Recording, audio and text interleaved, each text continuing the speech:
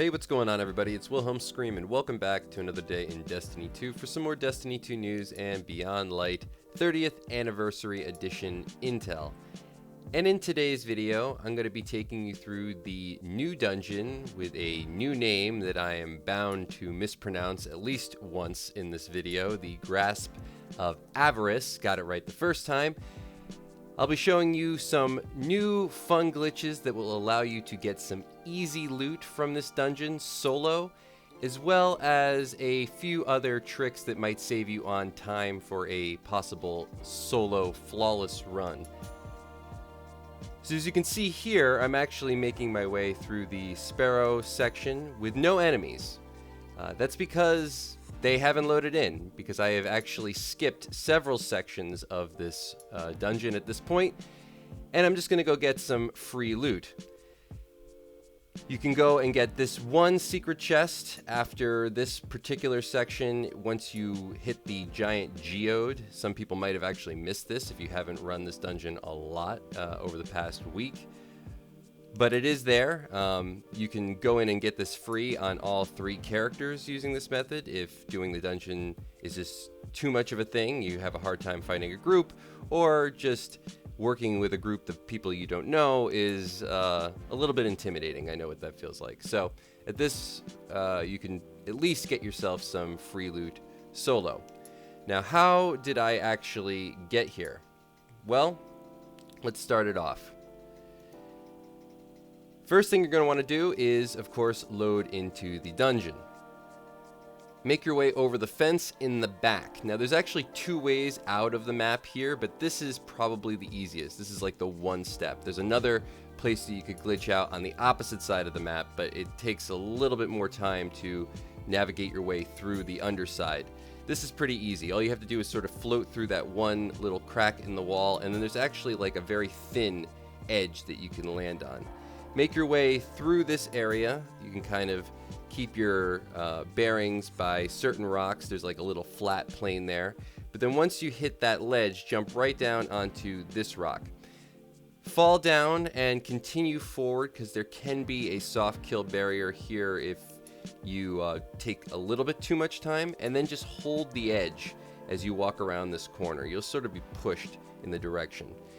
And once you fall here, you can wait and you will teleport in. You won't actually die, which is really cool. You'll hit the load zone, and you can teleport into the this area. I can't remember exactly what this is called, but you could actually continue forward from this area if you were just looking to save on some time for that solo flawless run, or a flawless run in general, if you were doing this with more people.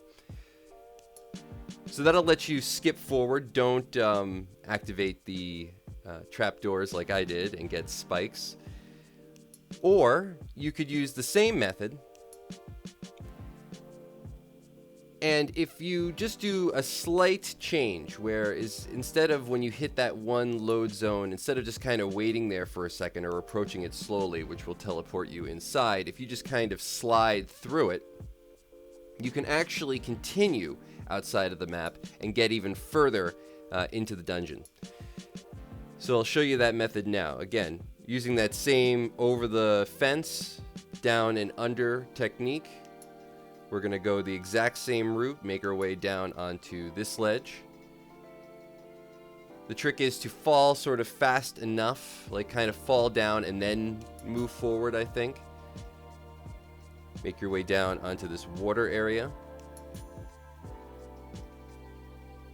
Again, we'll go around the corner, and this is where we were teleported in last time, but instead we're just going to sort of move our way through into the rusted gangplank, which is where we loaded in last time. I couldn't remember the name when we went through. And then follow this sort of jumping area. You'll see certain parts of the map loading in and loading out, but you can kind of see if you just follow the ledge here, you can make your way up onto several different ledges.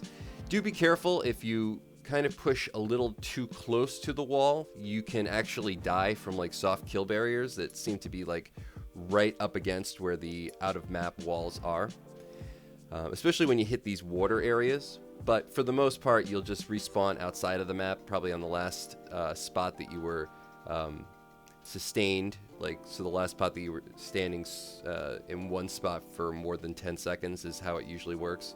That's a way of also establishing load points if you're doing stuff like this. If you just stand in a place for 10 seconds, that'll usually be the last place that you spawn into.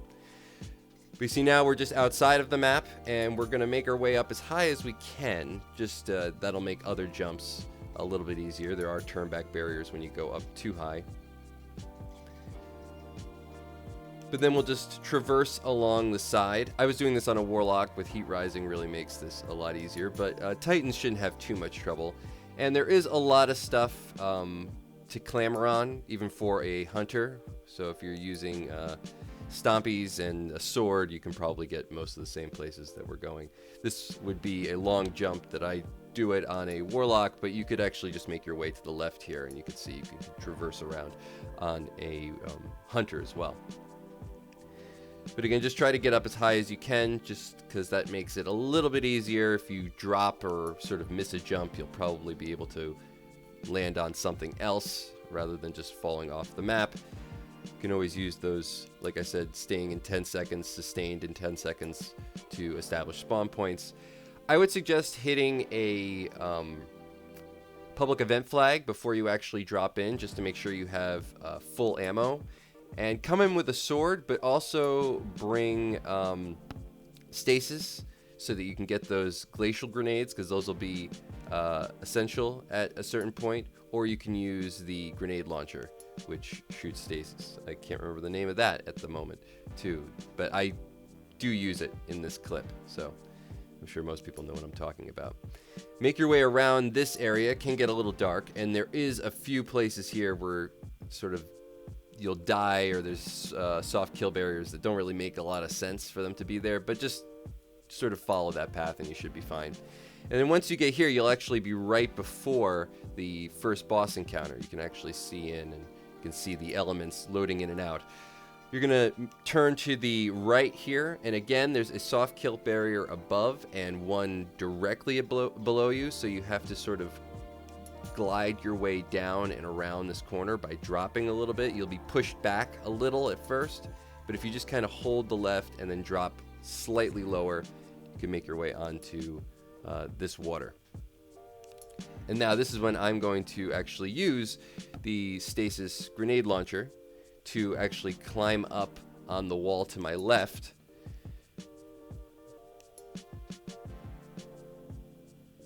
And the reason you want to make sure that you have full ammo going in is because obviously when you switch heavy, and a sword is really helpful for the first parts of this, you want to make sure you have at least a few shots left once you switch to the grenade launcher, so that you can actually make this jump. So you can see that there's actually a piece of land up here that you wouldn't actually normally be able to see from underneath. Just know that it's there, and you'll make your way up one more time. And if you don't have the grenade launcher, just use stasis. And onto this ledge. And then once you're here, make your way through this turnback barrier and down onto this ledge. You can kind of tell you're right underneath the tunnel at this point. Traverse across and drop down onto these ledges, and you see there's sort of clipping points here. There's actually 2 clipping points here. And then once you get onto this stairway, this is where you want to actually kill yourself, and you will teleport inside the map. Now obviously this isn't for the solo flawless run. This could be used in a solo run, I suppose. Certainly solo runs for loot. Not for the flawless run, because obviously you have to kill yourself to get inside the map. The other entry point at the load zone, obviously you don't die, so that could be used in the flawless run. But now you're inside the map, and you can make your way to the actual secret chest. You can't go back, unfortunately, using this. I haven't tried to utilize this as much as I could, or tried different ways where you could utilize this. I'm sure there's a lot of different things that you could do that I haven't done, but you could use this for. So I encourage everybody, if there's other things that you know, if you're a little bit more familiar than the dungeon than even I am, to try different ways that you could actually use this glitch to get back inside the map. So then, of course, you can open the doors, and make your way through to get that secret loot. And that's going to be it for all the information in today's video. Hopefully you found something helpful. Hopefully you get yourself some free dungeon loot. And everybody's hopefully enjoying the grasp of avarice. I said it twice. Correct both times. Good on me. Maybe this helps you out with a flawless run. Maybe it just helps you get some free stuff. Maybe it helps you out with a solo run. Maybe it helps you out with a solo flawless run. I don't know.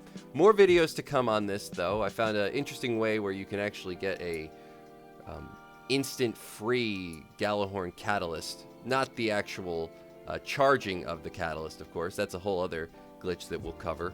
But a way you can actually get the catalyst like instantly without actually having to do the dungeon. So I'll cover that in the next video. Kind of tails well with this one. Please remember to like, comment, and subscribe to the YouTube channel if you would like more Destiny 2 content like this.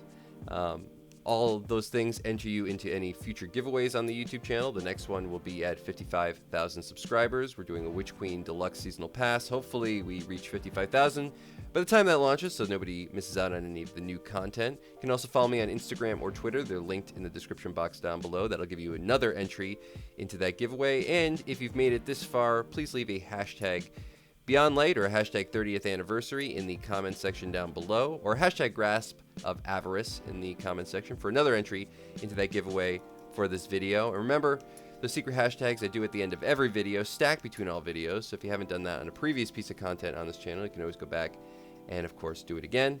And as always, I am Wilhelm Scream. We will see you next time.